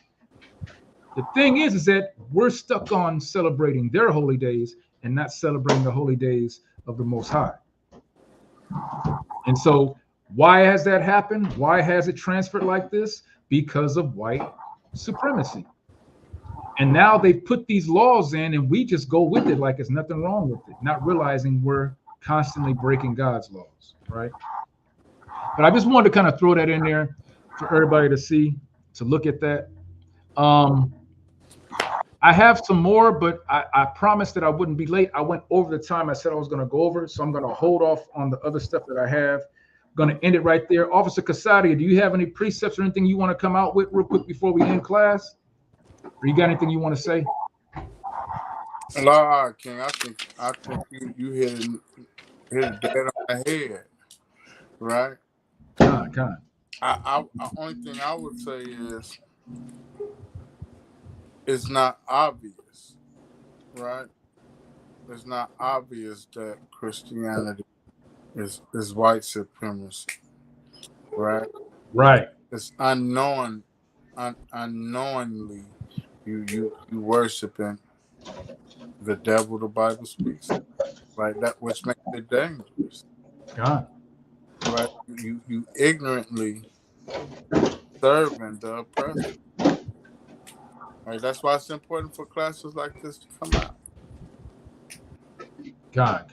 All praises to the Most High. Soldier, you got anything you want to say before we head out? I think you hit it on the head with it. Just let me backing off of what Casadia said. Like, it's been camouflaged from us that we think this is normal in everyday life so far that we don't even know who we are, what we're supposed to be doing. We know the struggle, but we don't know why or how we stay in it. God. How we've been blindfolded with it. So. God. I just thought about somebody give me the book of Deuteronomy in chapter 30 real quick before we go out. I'm already there, King. Matter of fact, start at I love this whole chapter, to be honest, but just to get to the point, start at,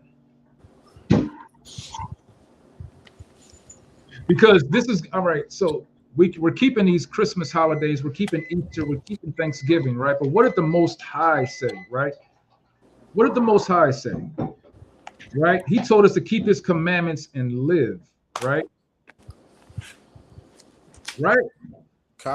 But we have it to where we keep these holidays, or the so-called American holidays, unknowingly breaking God's commandments, because we don't understand the vices that the oppressor has put together, right? This crafty counsel they put together, right? To the point where now we actually are trying to vote to have more holidays put on the table for us, right? When we got all our holy days in the Bible. It's weird. But let's see what the Most High said. Deuteronomy 30, and give me start at verse 19. and read all the way through. Deuteronomy 30:19. I call heaven and earth to record this day against you, that I have set before you life and death, blessing and cursing. Therefore choose life, that both thou and thy seed may live. Choose life. Life is the keeping of the commandments, right? Of God's commandments and his statutes, right? Continue. That thou mayest love Yahweh thy power, and that thou mayest obey his voice, and that thou mayest cleave unto him, for he is thy life, and the length of thy days, that thou mayest dwell in the land which Yahweh sware unto thy fathers, to Abraham, to Isaac, and to Jacob, to give them. God, all praises, all praise. So, hey, Moses made it plain and clear. The Most High gave him the instructions to give to us. We need to keep these commandments to live. Keeping the commandments, Salaki, keeping the laws of the land is, of course, you can't run through a red light. You have to stop because you might hit somebody. Somebody might hit you. But celebrating Christmas and all these holidays that are actually a part of man's law, that's death unto us, right? There was a brother. I know you guys heard about the story about the brother who was an airman with the Air Force, and the police knocked on his door. As soon as the brother opened the door, the cop killed him because he claimed he had a gun and he was threatened. But the gun was south. It was down, right, at his side, just like he was taught how to hold it. And the cop shot him anyway, right? So he was legally following the laws of how you be able to have the right to bear arms, and he knows how to. He's been trained in how to utilize it, but that didn't save him from being killed. So I'm just saying these things. What keeps us protected, what keeps us safe, is coming back to the Most High, to the Most High's laws and commandments, and that's what we need to come back to. Let's get Daniel 7:18. Now, before we get Daniel 7:18, we're going to continue this history into white supremacy, codenamed Christianity. There's a whole lot more to go with this. I just wanted to bring this initial part out. So I hope that people will take the time to look at these, maybe Google and look at this information. You can study it for yourself, study it with your family, right? And come back to the video, right? To get the information that you may need if you want to do some further studying or research on this particular topic. But with that, also, I want to say before we stop, any brothers who are wanting to put their brick in with Anointed House of Saints, do it. Send us an email, anointedhos@gmail.com. In the subject line, put prospect, all right? And we'll get that information to you, all right? With that, I want to give a quick shout out to those who came in later. I'm sorry I wasn't able to call your name out. I believe a few more came in, Louis or Luis, Sister Yahaziel, Shalom. There's a lot here. I can't read them all. But if I missed you, Salakia, hopefully I can catch you next time. But let's get that Daniel 7:18. This is the book of Daniel. Go ahead. You ready? This Yep, is the book of Daniel, chapter 7 and verse 18. But the saints of the Most High shall take the kingdom and possess the kingdom forever, even forever and ever. Khan, Bashema Mashiach Yahweh Shai. Bashema Mashiach Yahweh Shai. Right. And with that, let's see, it's a little bit after 11. Hope I didn't hold you too long with that. We're going to end this class, but we hope to see you all through the week. While out Wednesday with Captain Yahawada, Thursday night live with Captain Yonatan, Friday night prayer line and Friday night Bible study, and then Sabbath morning brew with Captain Aharon. Hey, we coming all week, every day. continually, Salakia, continually, right? We're gonna stay consistent with this truth and with this word. And and we thank you for coming. Thank you for being here for another Milk Monday. With that, I'm Captain Knott. I'm Salakia, I'm Officer Knott. One day. Hey, thou sayest, right? Yeah, thou sayest. I'm Officer Casadia. Soldier Antonio. And we are the Anointed House of Saints. Until next time, Shalom, family. Shalom. This is not a test.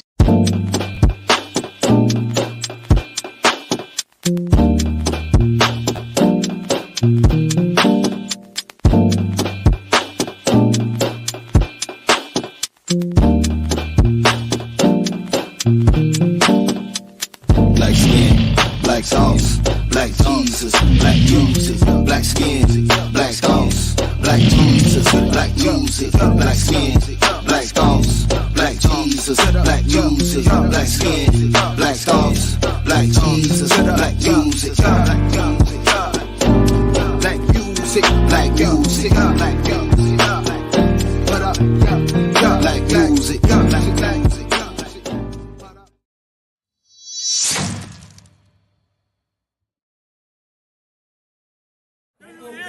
We got the leaders passed over in 2024. What's up? One thing can save us, Katie. What's that, Grocer? Simplest thing in the world. Honesty. Heat this plate, I'm finna knock the steak off.